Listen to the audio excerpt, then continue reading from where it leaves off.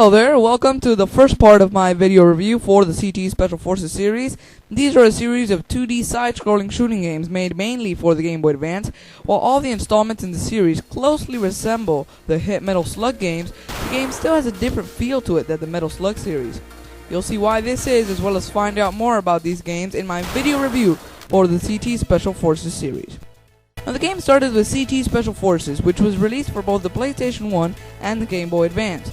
The game featured the typical side-scrolling action, kinda like the stuff you find in Metal Slug. Now on the PS1, the game wasn't all that much of a big hit. Gamers probably didn't want to spend their time playing side-scrollers on their 32-bit console that was capable of handling 3D games. Conversely, on the GBA, this game was welcome. Its great shooting action, cool levels, etc. made the game a surefire hit. To tell you the truth, this is one of my all-time favorite games on the Game Boy Advance. So what's the storyline of the game? Well, it goes something like this. You're part of the CT Special Forces unit, and your mission is to put an end to terrorism. While it is a storyline that's common, a bit cliché, and certainly something that's not out of this world, it doesn't affect the game one bit. Now, the first level takes place in the, quote, snow-covered mountains. By the way, I should mention now that the game has 12 levels in total. Now, while the levels are pretty big, they still come and go pretty darn quickly. Now, every 3 levels, there's a locale change. The first 3 will take place in the snow-covered mountains, the next in the desert, as well as in a jungle and a city. Also, in the game, you switch between 2 Special Forces operatives. One is Stealth Owl, the one in the dark blue suit, and the other is Raptor, the one in the army uniform, wearing the red bandana. You can't pick between them, though. On certain levels, you'll play as Raptor, in others as Stealth Owl. Although, I think if you finish the game, you're given this character select screen, which I guess lets you do, play with Raptor on levels that you play as Stealth Owl and vice versa, but, whatever. Alright, so we're in the first level, and as you can see here, we're controlling Stealth Owl. Let's take a look now at the similarities between CT Special Forces and Metal Slug. Well, as I said before, the same principle of 2D side-scrolling shooting applies.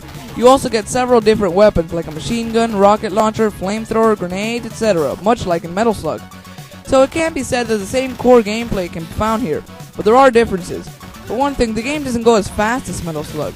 Most of the time you'll find yourself not running through the levels with guns blazing, but taking cover and shooting at enemies from a distance. The gameplay is slower in the game, but certainly not less fun. What's really fun about the game is the little mini-games that appear from time to time in the gameplay. Besides the regular run-and-gun action, you'll also occasionally find yourself either piloting a helicopter, using a sniper rifle, or parachuting. Let's talk about these 3 minigames in detail. The helicopter stages are real fun. You pilot an attack helicopter loaded with unlimited amounts of machine gun ammo and rockets, which you use to destroy both air and ground targets, such as other enemy helicopters and tanks on the ground. Also, the sniper rifle minigame is, like the helicopter stages, real fun. Every time you reach a wooden sign with crosshairs on it in the game, you'll trigger this mode, in which you use a sniper rifle to get rid of enemies that are usually in a building ahead. Most of the time you'll see hostages next to the enemies you shoot, which, if all of them are freed, you'll gain an extra life, making this minigame rewarding if done correctly. Lastly, the parachute minigame isn't all that amazing, it's just one little extra thing in the game. When you obtain a parachute, you'll trigger this mode, where you have to use the directional pad to guide your guy to a safe landing.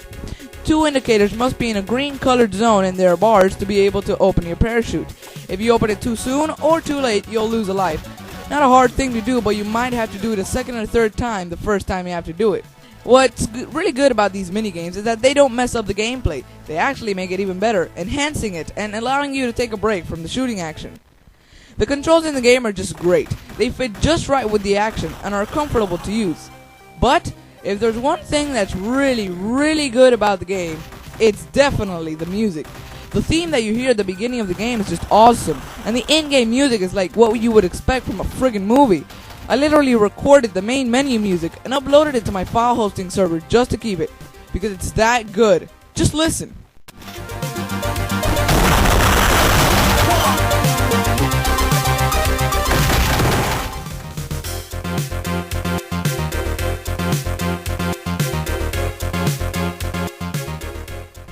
Now that's good. After the success of CT Special Forces, Hip Games and LSP decided to make a sequel to this kick-ass game, CT Special Forces 2, Back in the Trenches. This sequel improved on the original in every possible way. For one thing, you now have more levels. You also control 4 characters now: Stealth Owl, Raptor, Aquila 1, and Avenger, whom are both pilots. The game also brings in several new gameplay mechanics. For one thing, you now have a roll function. If you crouch and then press the A button, you'll roll, which is helpful when you want to get through the enemy territory fast, or when you want to dodge explosives. Also, you now have a knife that you can use whenever you are in close proximity to an enemy. The developers certainly took this from Metal Slug, but the knife does help you in the game. Also, there's more characters besides the ones you control. Jill is a CT Special Forces operative who helps you in the first couple of levels to get used to the controls. She also appears later in the game as well. You can commandeer vehicles now, such as tanks and jeeps, and of course the helicopter. All the minigames from the first game make their return, but this time they've added 3 more. While these pop up only once in the game, they're still rather fun. First is a new form of helicopter stage, in which you control your helicopter from a side-scrolling view, rescuing several hostages along the way. You have to make several trips to rescue all the hostages, avoiding other enemy forces such as AA rockets and other enemy helicopters. The second is defusing C4 explosives. In one level, you have 5 minutes to defuse 4 C4 explosives before they blow.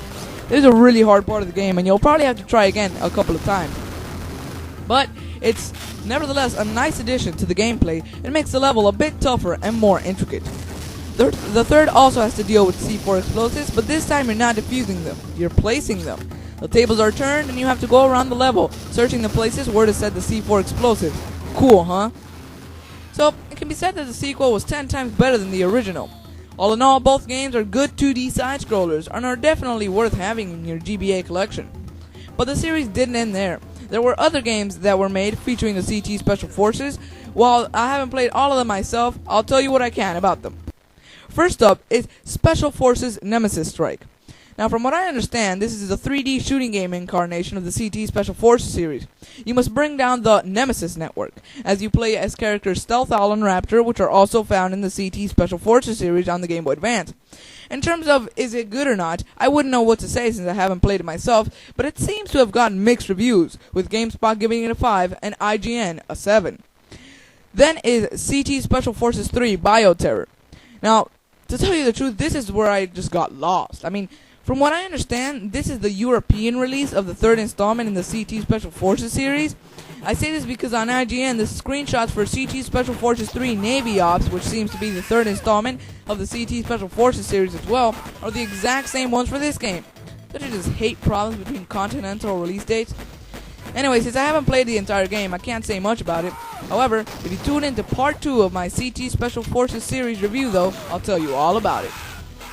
Okay fellas, that does it for the first part of my video review for the CT Special Forces series. I hope you enjoyed this review. Make sure to tune in next time for part 2. Thanks for watching.